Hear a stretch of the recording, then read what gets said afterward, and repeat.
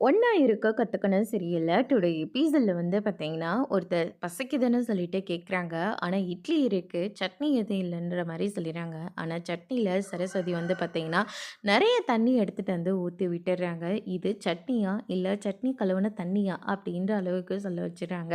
கந்தசாமி இருந்துட்டு, "என்னம்மா காரியம் பண்ணி வச்சிருக்க?" அப்படின்னு சொல்லிட்டு ஃப்ரெஷ்ஷா சட்னி அரைச்சு கொண்டு ஊத்தி வச்சு, அவங்கள சாப்பிடவும் வைக்கிறாங்க. ஆனா சட்னி யூஸ் பண்ணதுக்கு லைட்டா தான் கரண்டிய அவரு யூஸ் பண்றாரு. சின்ன கரண்டிய போட்டு தான் எப்பவுமே சட்னி ஊத்தணும். இல்லாட்டி அவங்க நெறைய வேஸ்ட் பண்ணிடுவாங்கல்ல, அப்படின்ற மாரி ஒவ்வொரு விஷயமா சொல்லிக் குடுத்துட்ருக்காங்க. இந்த ஹோட்டல நம்ம எவ்வளோ கஷ்டப்பட்டு நடத்திட்டுருக்கோம். பெரும் மெஸ் ஆக்குறது தானே நம்மளுடைய ஆசையே.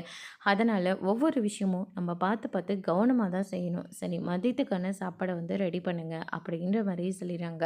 அதுக்கடுத்து தான் பார்த்தீங்கன்னா, மதியம் சாப்பிட்றதுக்காக ஒவ்வொருத்தரா வர ஆரம்பிச்சுடுறாங்க. அவங்க எப்பவுமே ரெகுலரா சாப்பிட்டுட்டு இருக்கிறவங்களும் நம்ப கந்தசாமியோட ஹோட்டலுக்கு வராங்க. அவங்க பார்த்தீங்கன்னா, எப்ப பாரு இந்த கூட்டு, பொரியலு, சோறு, குழம்பு, ரசம் இப்படியே இருக்கே. அதர் ஹோட்டல்லலாம் போயிட்டு பாரு மட்டன், சிக்கன் இப்படி நான்வெஜ் ஐட்டமா தான் இருக்கு. ஹோட்டல் ஹோஹோன்னு ஓடிட்டுருக்கு. நீயும் மாறிக்கலாம்ல. இல்ல இல்லன்னு பரவாயில்ல இருக்கட்டும். நம்ம எப்பயும் போலவே வாழ்ந்துட்டுருக்கலாம். அடுத்தவங்கள பார்த்து நம்ம வாழக்கூடாது. இந்த ஹோட்டல் எப்பவுமே சைவ ஹோட்டலாவே இருந்துட்டு போகட்டும் அப்படின்ற மாரி நம்ம கந்தசாமி சொல்லிறாங்க. அதுக்கடுத்ததா பார்த்தீங்கன்னா, சாப்பிட்டுட்டு இருக்கிறம்போது கரெக்ட்டா நம்ம செந்தில் வரும்போது பார்த்தீங்கன்னா, இந்த ஆளு எவ்வளோ பெரிய கேடி கில்லாடின்னு தெரியுமா? பெரிய ஹோட்டல் வச்சிருக்கேன்னு சொல்லி ஊர்ல போயிட்டு ஒரு பொண்ண கல்யாணம் பண்ணிட்டு வந்துட்டான். அதுக்கப்புறமா அவங்க போட்டுட்டு இருந்த நகை எல்லாத்தையுமே வித்து அழிச்சு தான் இந்த மெஸ்ஸவே ஆரம்பிச்சிருக்கான்.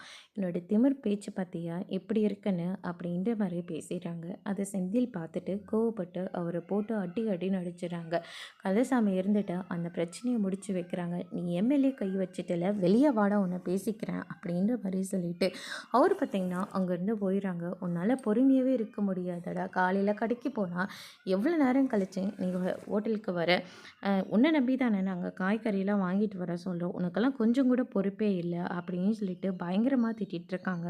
உடனே அவங்களுடைய ஃப்ரெண்டு வந்துடுறாங்க. ஃப்ரெண்டு தான் சமாதானம் பண்ணிக்கிட்டு இருக்காங்க.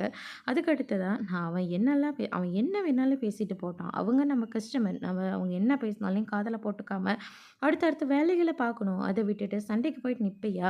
அப்ப நான் யார நம்ம ஹோட்டலுக்கு சாப்பிட வருவாங்க? எப்புட்றா இந்த ஹோட்டல நான் பெரிய அளவுக்கு கொண்டு போறது? அப்படின்னு சொல்லிட்டு ரொம்பவே கோவப்பட்டு பேசிக்கிட்டு இருக்காங்க. எப்ப பாரு அவங்க செய்ற தப்பெல்லாம் இவரு விட்டுருவாரு. என்ன மட்டும் தான் இவரு கேள்வி கேட்பாருன்னு சொல்லிட்டு, அவரு அதுக்கும் கோச்சுக்கிட்டு கிளம்பி போயிறாங்க. நைட் ஆயிடுது. எல்லாருமே ஒண்ணா உட்காந்து சாப்பிட்டுட்டு இருக்காங்க. சரஸ்வதி இருந்துட்டு, "ஏன் ஏன் முதலாளி எப்ப பாரு ஹோட்டல்ல சாப்பாடே சாப்பிட்டுட்டு இருக்கோம்.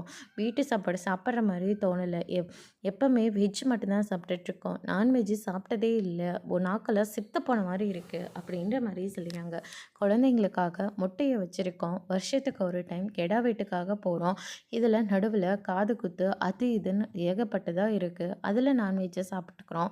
அதுக்கப்புறம் என்ன, நீங்க இங்கேயும் சமைக்கணும், வெளியிலயும் வீட்டுக்குள்ளேயும் சமைக்கணும்னா, அது ரொம்ப கஷ்டமா இருக்கும்ல அப்படின்ற மாரி அப்படியே பிளேட்ட மாத்தி போட்டுடுறாங்க. இப்போ அவங்க பிள்ளைங்க எல்லாருமே ஆம்லெட் இருந்தா நல்லாயிருக்கும் அப்படின்ற மாரியே சொல்லிறாங்க. உங்க அப்பா இருக்காரு, அதுக்கு வேற திட்டுவாரு, நம்மளாலாம் முடியாதுப்பா அப்படின்னு சொல்லிட்டு அவங்க அம்மா ஒரு பக்கம் சொல்லிட்டு இருக்காங்க. அதுக்கு பாருங்க ஐடியா பண்றேன் அப்படின்னு சொல்லிட்டு ஒரு பாட்ட வச்சு விடுறாங்க. அந்த பாட்ட வச்ச உடனே அவர் மெய்மறந்து போறாரு. அப்பா கூட முட்டை சுடுற அந்த வாசனைய வச்சு, "என்னடா இது முட்டை வாசனை வருதுன்ற" மாரி சொல்லிடுறாங்க. அத கேட்டவுடனே லக்ஷ்மி எல்லாம் பயங்கர அதிர்ச்சி ஆகுறாங்க. அதோட இன்னைக்கான எபிசோட் முடிச்சிருக்காங்க.